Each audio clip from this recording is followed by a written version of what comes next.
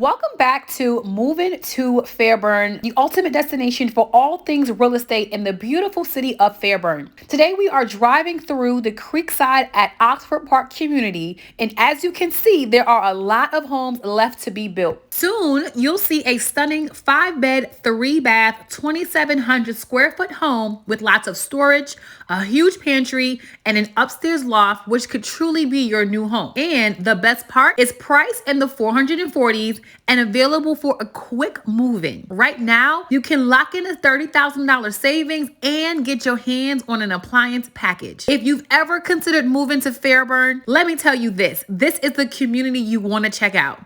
But before we go inside, make sure to hit that subscribe button and the notification bell. You definitely don't want to miss a thing when it comes to the Fairburn, Georgia real estate market. Now, let's step inside and see what this incredible home has to offer. Remember, whether you are looking to build from scratch or move in the next 30 days, the Creekside at Oxford Park community offers flexibility and the chance to make it your own. If you're considering a move to Fairburn, Georgia, you definitely want to explore this fantastic home. Reach out to us to schedule a personal tour, and who knows, this might be the place you'll soon call home.